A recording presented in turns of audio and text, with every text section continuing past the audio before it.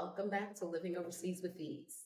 So, after our last episode, I know you got a bit, you got to know me a little bit more. So, in this episode, I just decided, let's dive in a little bit more about my background so that you can understand why it is, I know you got my why, but now you get to know why it is even deeper that I decided to make such a bold move, right? So, because the one thing I understand about this space in this world is yeah, building trust isn't just an overnight thing. It takes some time. So I would rather take my time and just build this journey up with you so that you can really, really have a deeper understanding as to why I decided to shift my life and start to live overseas with ease.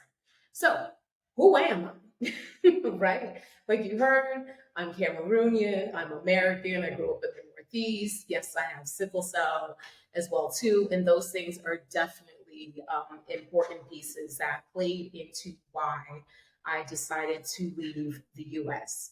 Um, so I'm going to start with the basics. Like, what do I do, right? Like, what is it that I do? Well, you see them on here, so you can tell that I'm a content creator. So that's one thing. But this is actually more just like fun. This is not the main thing that I do. I do this because this is fun. This is easeful for me.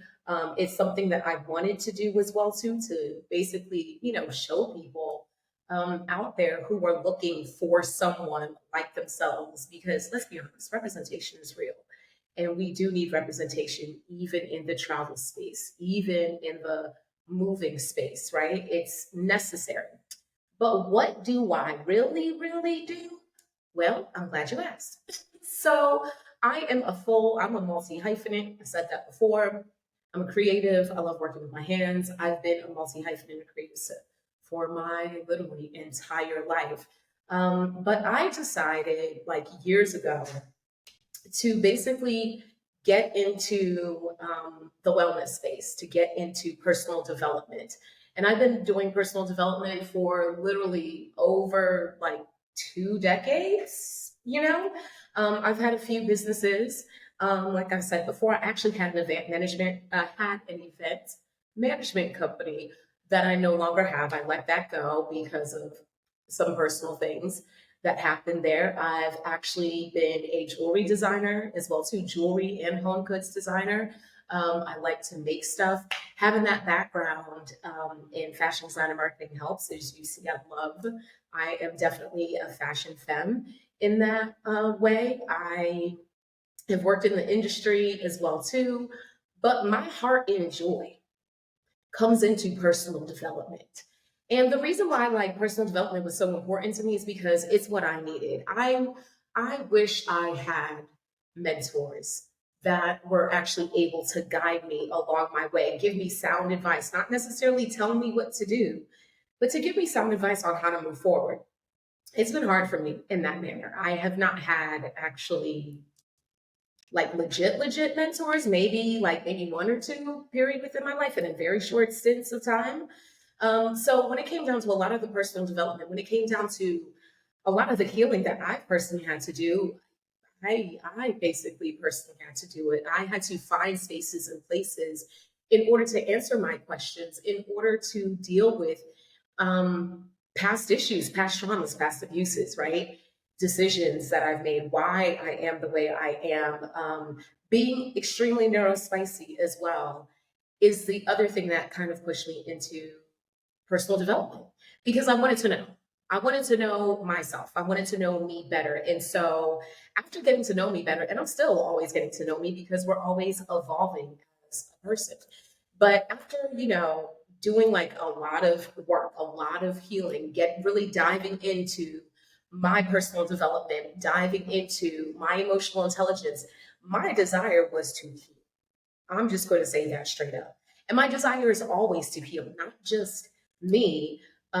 Me, of course, was the first and foremost person because I needed to be able to be good with me. I needed to be able to look me in the face in the mirror and be all right with me because there was some points in time in my life I was not all right with me. I can't ever say that I hated myself, but I didn't like me in some respects. And it's because of all the different things that I had gone through, right? Growing up, I went to private school. I went to PWI from majority of my life, actually. PWI majority of my life, but then I went to a PWI religious or Christian school. And that was a hot mess. That was a hot mess. And that did a lot. That did a whole lot in shaping the way I saw myself in the way that I was dealt with as well too. And so I wanted to find a way in order to make me better is what happened. And that ended up just translating over into my personal work. So yeah, like I said, I've worked in the fashion industry. I was a backstage manager and, helped to run shows, create shows, produce shows. I was doing that stuff. I was a personal stylist as well too. Still love it. But I'm a personal stylist as well too. But like my main thing that I do now is personal development. And where do I do that at?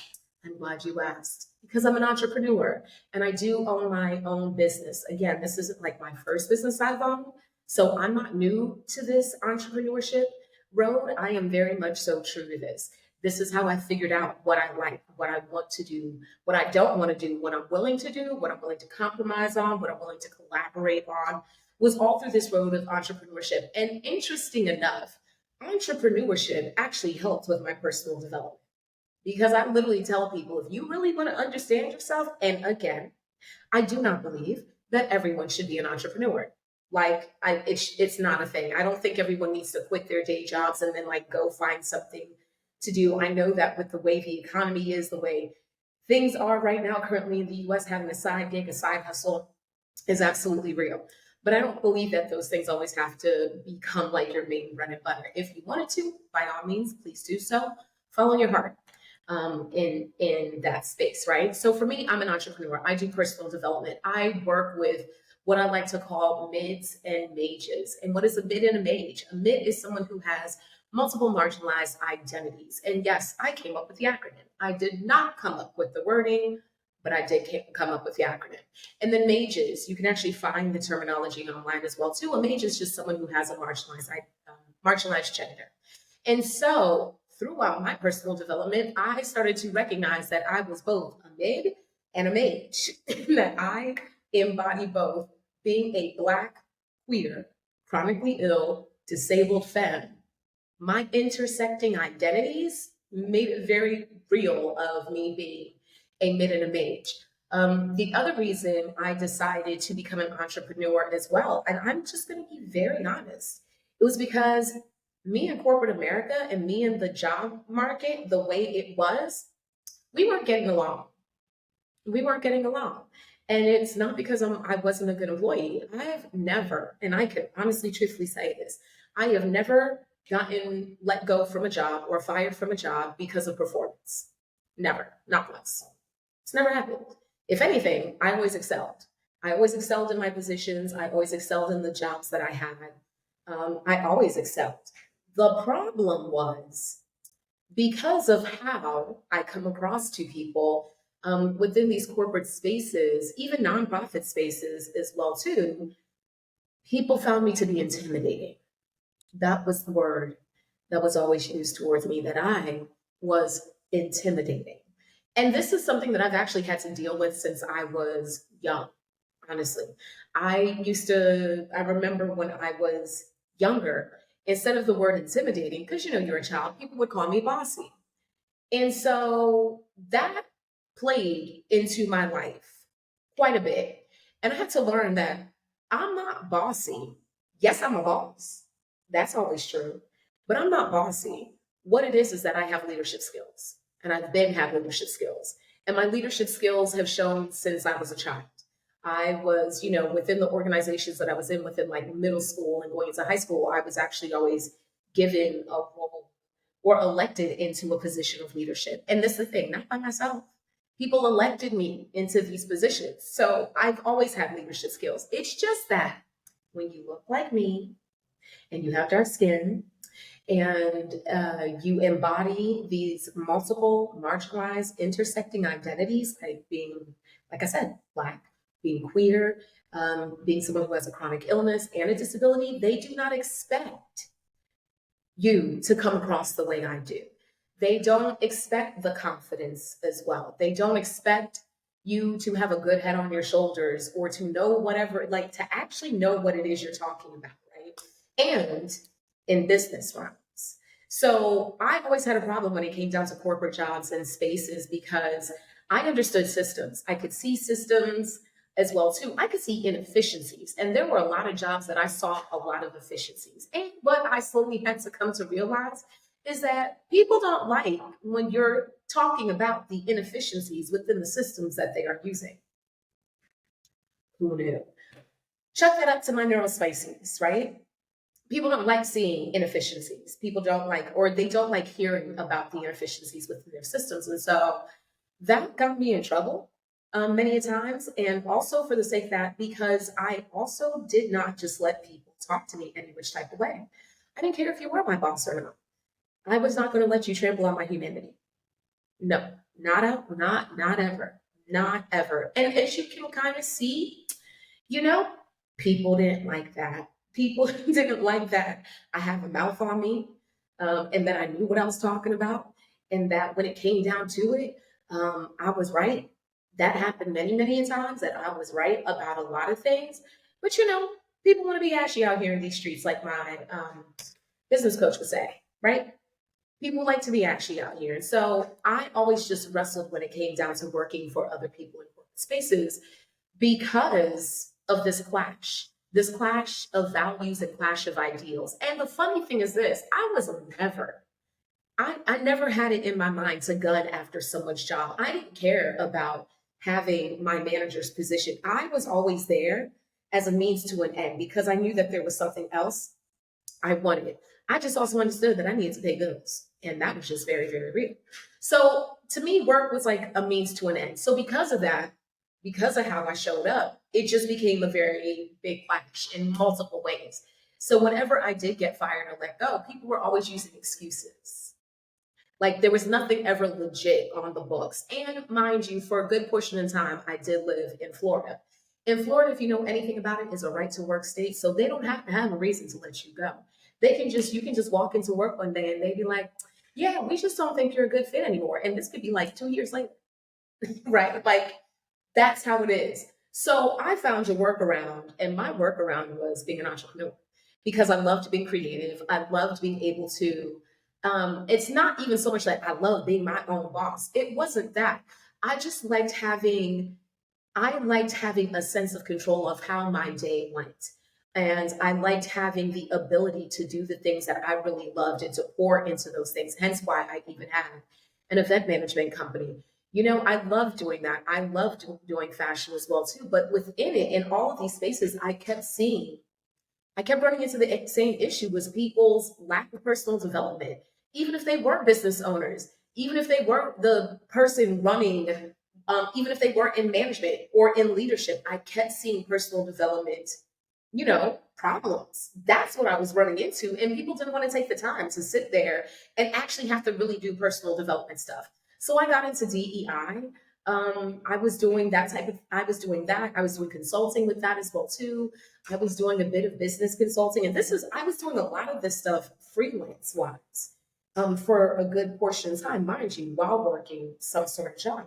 But it finally came down to a point in time that I was just like, I can't do this anymore. I can't be in these spaces because it's causing me way too much harm. Like people just don't want to get me. People are always threatened by me. I don't understand why. I don't get it. Well, I do. But people were always threatened by me and I could not advance the way I wanted to advance.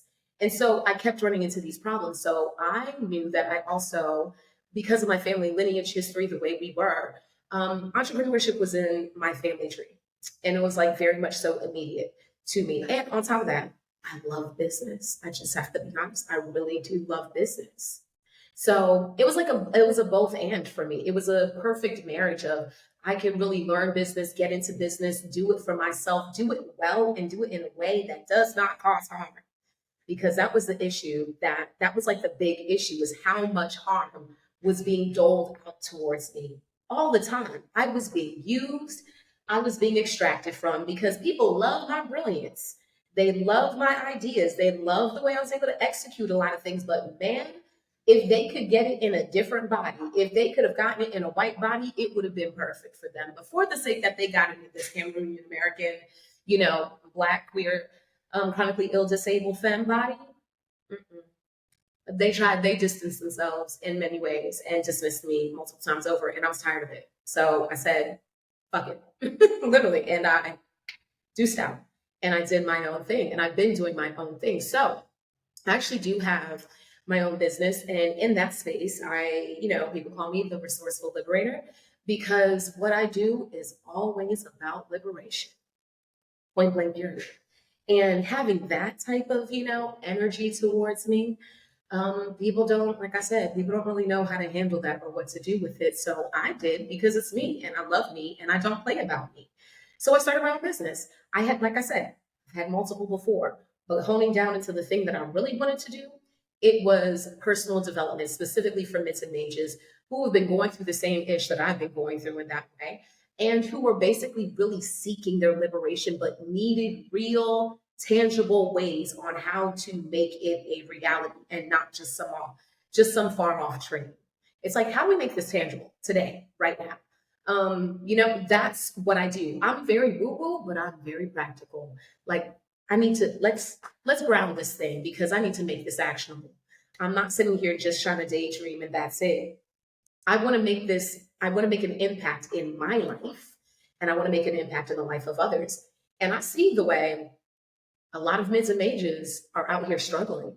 And the sad thing is this, we're educated. Oh my gosh. If I tell you, and especially neurospicy, if I tell you the statistics, we are so educated, but because we can't get the inroads in order to get like a good job.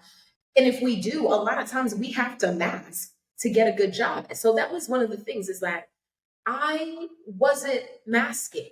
I had stopped masking and didn't even realize it for quite some time. So because I was just showing up as me, as Fulei, that's who I'm showing up as. People didn't know how to handle that because I'm not masking. So yeah, you can see the way, my face looks and everything like that as well too. You may get a few little looks here and there. I'm not going to hide it, but at the same time, I'm also not out here just chopping people up. I'm very observant. I'm paying attention to stuff. But people don't think that I'm paying attention to things. And I'm picking up on things that they're not picking up on as well, too. So that pattern recognition, very, very real. Hence, inefficiencies, gaps in systems. I saw that all. And it was annoying. It was absolutely annoying. And I knew that I wanted transformation in my personal life. And I know that there are mids and mages out there who want transformation in their life. Hence why personal development, I feel, is a way in order to get that, to help guide people to be able to get to the transformation that they need. However, the thing that definitely supported me within this as well too was also learning and understanding my love of community. Community means so much to me. It is a core of who I am. I grew up in such a way that community was very important for me, right? With the way my mom raised me, community was a necessity. Community was just a part of life. We didn't, I didn't grow up with this very individualistic mentality. It was more indoctrinated into me because of schooling, because of competition, because you have to be the best and all this other type of stuff. And so I had to unlearn a lot of that, a lot of those things in order to heal. And also, I'll be honest, the other thing that fueled my entrepreneurship was rage, pure anger, rage. I like to call it ancestral rage. That mess fueled my entrepreneurship because I was tired of not only me putting myself in spaces where I am being utterly dehumanized, where my dignity is being stripped, and people feel as though that they can do with me whatever they want to, trying to play disposability politics. I'm not about that life. Like I said, I don't play about me. And I didn't allow people to play about me as well too, especially in my face. That was a no. That was a whole no. So I needed to find a workaround. And I found a workaround. And entrepreneurship has been the route. Has it been easy? Absolutely not. Has it been worth it? Absolutely. Absolutely. It has taught me so much about who I am. And it is also the reason, entrepreneurship is another reason that actually helped spur me on in order to decide to live overseas with ease. I knew when I left my last job, that I was working for a nonprofit religious organization. When I left that job, I left in like 2019. When I left that job, I had known since like 2014, I wanted to build my business. So since like 2014, and that wasn't the first business I had been building my business. I had it in mind that, you know what, I want to build my business in such a way as well too that it is remote friendly, meaning that it's work from anywhere, that I don't have to have a brick and mortar. I knew that. I knew that in my entrepreneurship, I didn't want a brick and mortar. I didn't want an office. I wasn't looking for something that I needed to. I could work from home, build my business, also have clientele, be able to be mobile. I wanted my business to be mobile because I always had this dream of mine as well too to move overseas. And one of the best ways for me to be able to move overseas is if my work, my job, the thing that I do, the thing that I love was also mobile. That it was boundless, that it didn't matter where I was in the world, where I ended up in the world, that I could still work and do my job. That's really what it was. So I had been thinking about that from inception of this. So when things came around about for me to finally be able to move overseas with ease, it was easy because I didn't have to be concerned or worried about either asking a company, can I move overseas, getting their permission? Because people they track IP addresses. So even if you're using a VPN, they know what's a VPN. Like, I just want to put that out there. So I didn't want any of that. I didn't want any of the bureaucracy of corporations to basically tell me or tether me into a specific way. So yeah, like I built my business in such a way that it could be remote, that I can literally be anywhere and be able to work no matter what. All I need, good internet connection. If I have a good internet connection, I'm good to go. I have my laptop with me. My resources are here. I built things out so that they're cloud based as well. I don't have to carry around hardware or all this. I made it easeful for myself. So yes, that's what I do. That's who I do my work for as well too. My mids and mages, because I'm a mid and mage, and personal development is necessary, especially if we are going to get ourselves into a space of liberation. If we are going to really walk down this road of liberation, it's necessary. So living overseas with ease was just another part of the plan, but it also took me having to be very cognizant of the type of work that I wanted to do. I knew that I couldn't just show up in certain spaces and places. I could look, if I was in corporate America and I was actually being treated well, I could kill it. No questions asked. I already know that. That's not a problem whatsoever. The thing is that I did not want to have to deal anymore with the way corporate America worked because of how dehumanizing it is, especially to those of us who have chronic illnesses, disabilities, and may or be queer, and especially if we're neurospicy. It doesn't cater to us well. We're having to ask for accommodations. As much as businesses are like, oh, well, we can give you accommodations up to a certain point. The reality is that they don't care.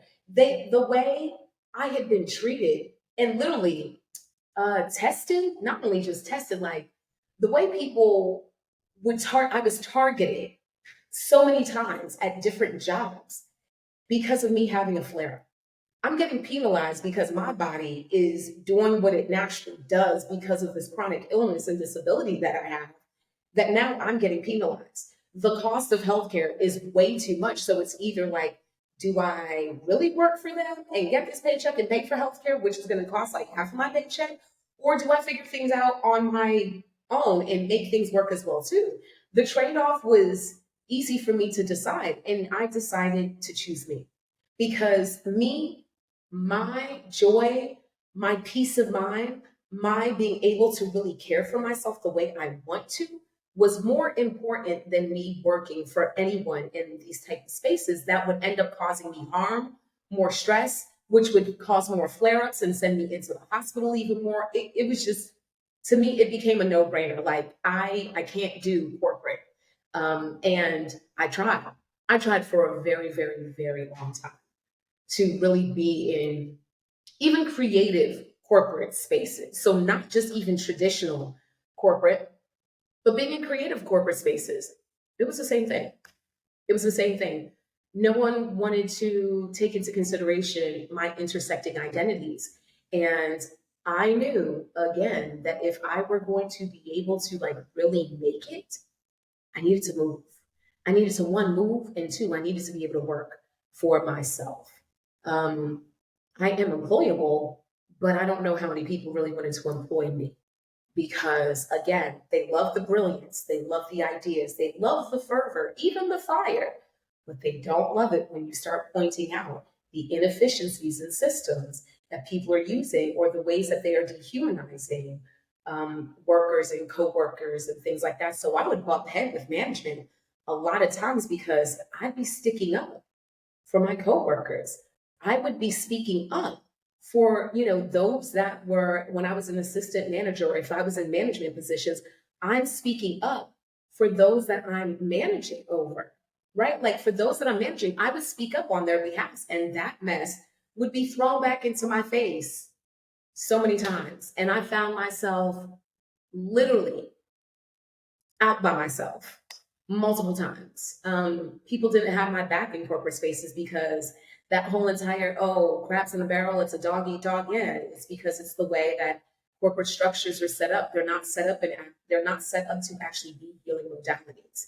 They're not set up for people to actually care about one another. Competition tends to be the main thing that happens. Even in nonprofit spaces and even in religious nonprofit spaces, the amount of harm and dehumanization I saw, and that was being doled out left and right, all in the name of this bigger God entity, right? Like all of that didn't sit well with me. And so I built out my own. And because I knew I was savvy enough to, but I also sought help to build out my own thing as well. Being in corporate spaces, just having a regular like 9 to 5, just did not work for me. And on top of that, I'm a nomad. I just am. So trying to find jobs where I could be fully myself, encompass all of who I am, was not the easiest thing. So I knew I needed to make some decisions, and I made decisions, years ago that have played into why, even right now, I am able to live overseas with ease. So that's who I am. That's the stuff that I do. This is the people that I focus on. I focus on people who are like me, who got caught up in whatever ways, who've been dehumanized, who have been stripped of their dignity and their humanity, who want that and who are seeking, utterly seeking liberation, literally by any means necessary. And a lot of times when it comes down to someone like me, who is a middle age, it does come to a point where it almost feels like it's by any means necessary. So whatever the decisions I need to make in order to ensure my livelihood, in order to ensure that I'm able to do the things that I actually do love, that I can live and be cared for and get the things that I not only desire, but I know I deserve, is by any means necessary. This is why it is always about liberation for me, because liberation is the thing that sent me down this trajectory, down this path.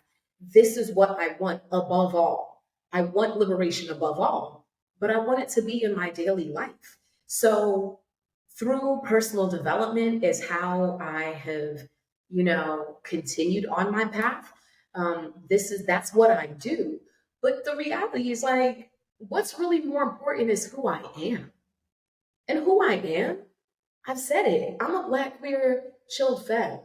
That's the reality of my life. This isn't something, that's just a thought in my head. It's like, no, that shapes a lot of just my daily living. It shapes a lot of my activities. It shapes even my choices. It shaped my choices in trying to figure out, where can I go? Where am I going to be able to really be able to encompass the fullness of me? Where can I be that is going to not be so hectic and strenuous on my body so that I'm not having flare ups left and right all the time? Because the more stress that I was having, the more flare ups I was having. I was ending up in the hospital multiple times a year, more than what my normal was. And it was frustrating. It was really, really frustrating, but I knew it was also coming because of the stress that I was getting from work. I was getting stressed from work because people didn't want to heal. People didn't want to just take in the reality. People wanted to live in their delusion, and I don't live in delusion. And so because people wanted to live in their delusion and they're making decisions and choices and they don't understand the ramifications of their actions, it's being taken out on me in a lot of ways. And my body can feel the stress and is responding to the stress. So I'm ending up in the hospital and I'm not able to really focus and do my work. And I'm being penalized by different jobs because of this. It was just too much. So I needed a way out.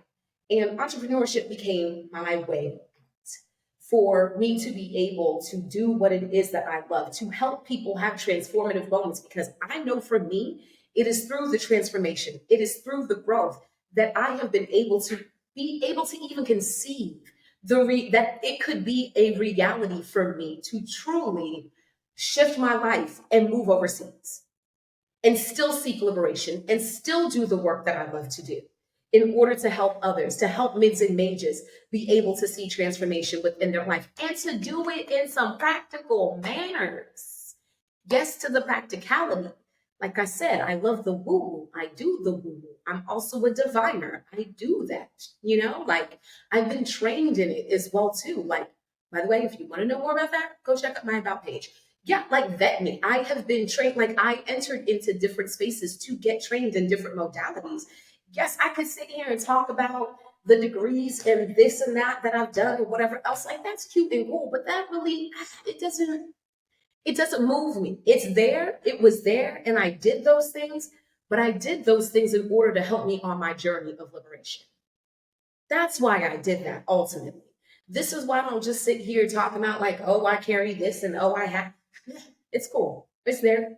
It's in the work that I do. It informs the work that I do. I'm an independent scholar. I'm a nerd. I love researching things. I love diving into books. I like reading about, true history.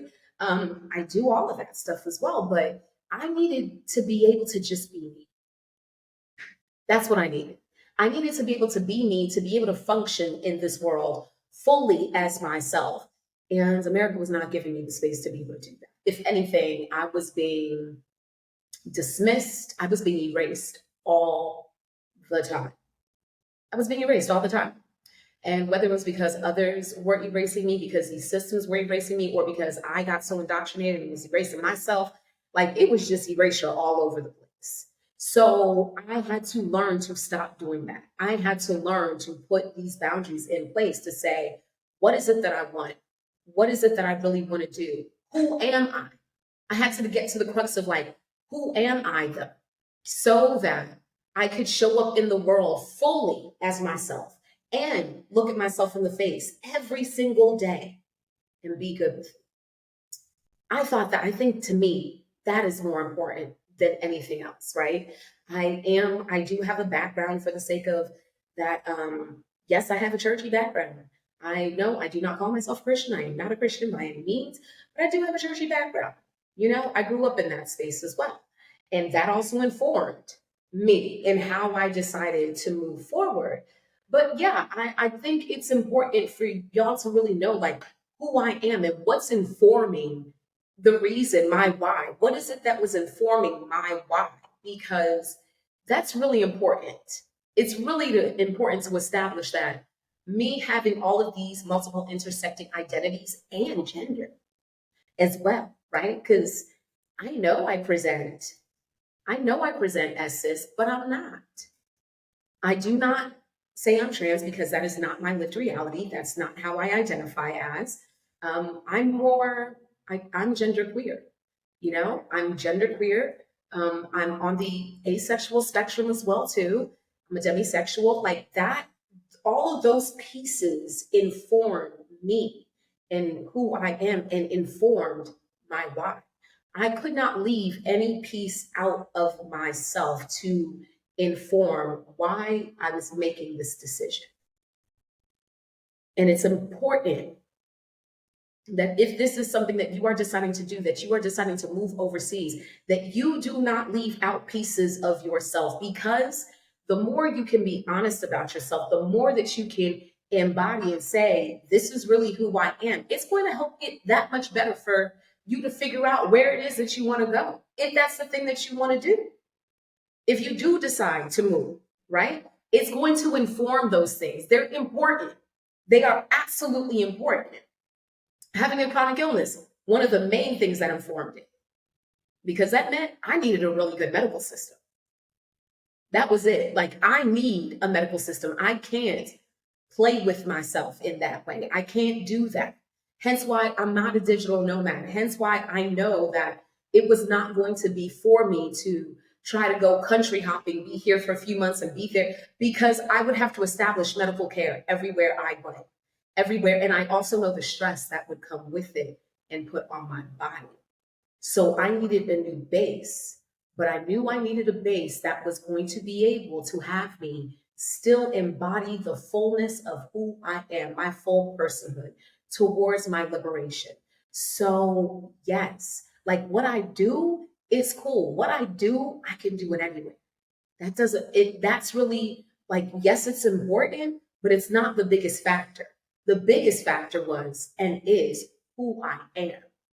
That is what determined where I decided to choose to go to, who I also decided to choose to work with. The medical systems to see if they are up to par, and not up to par to say American standards, but up to par meaning that can they care for me when I need it most. It was going to inform, okay, is this country queer friendly? If I'm out walking with said partner, whoever this may be, this and that, am I going to get looks and stares because of that?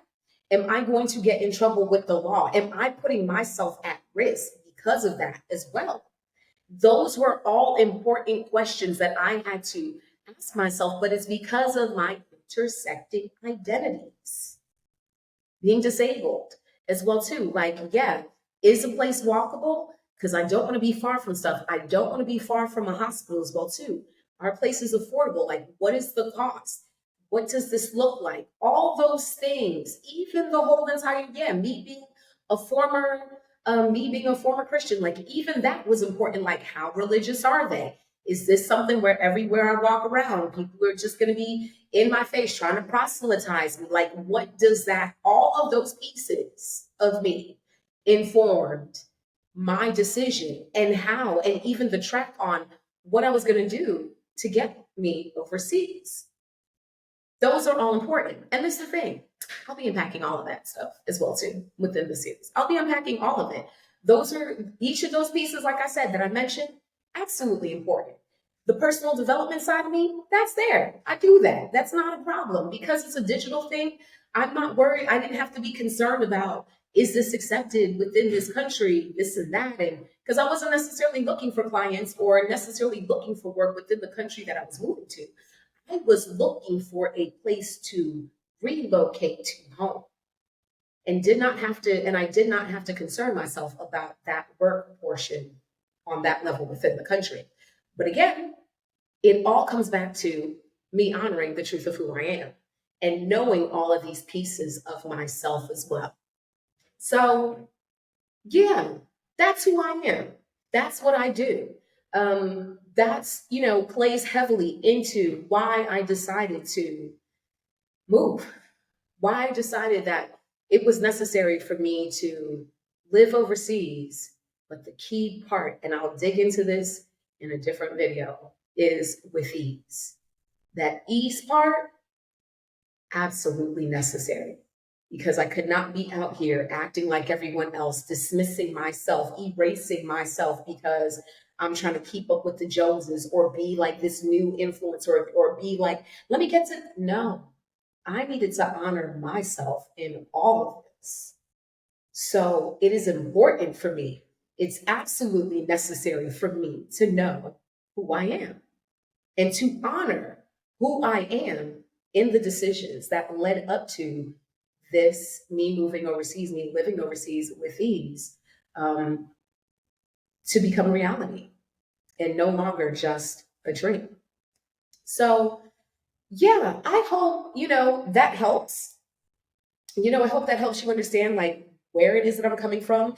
And also knowing that I knew that I was going to be moving by myself, solo. I'm not moving with anyone. I wasn't moving with a partner. I wasn't moving. I don't have children. I don't have any of that. I knew that this was a solo move for me, that I wasn't moving with community, that I wasn't moving literally, it was me moving by myself. And so it was even that much more important for me to figure these things out. That I did that the thing I needed to take into consideration was all of me. And what did that mean? So that's all I got for y'all this time. I'm going to be digging in even more as we move forward so you understand, why I decided to do this. Like I said, you got my why. Now you're seeing, like, a bit more of like who I am on this journey and what was important to me. But I'm going to be unpacking each of those pieces as well, too, as we move forward so that you get to really get a clear picture for yourself on what it takes to actually move and live overseas with ease. And for me specifically, as being a solo Black, queer, chronically ill, disabled femme, that there are a lot of factors that come into play. That this isn't a quick moving out of like reactionary spaces is not it. That you have to think through a lot of stuff, and that there's going to be a lot of processing that needs to happen. Because the thing that I would hate the most is for anyone to move out of this reactionary space, move to somewhere, just jump there because they heard it was a good thing, this, and that, so forth and so on, not doing the necessary work that they need to do in themselves first to know that they're not going to set themselves up so that they end up having to go back. If going back is not your desire, then take the time to do this. Take the time to figure out who you are, because it's going to be imperative for you to do that, to know where it is that you want to go to next. So know this, I'm here for y'all. I love y'all. Until next time, peace.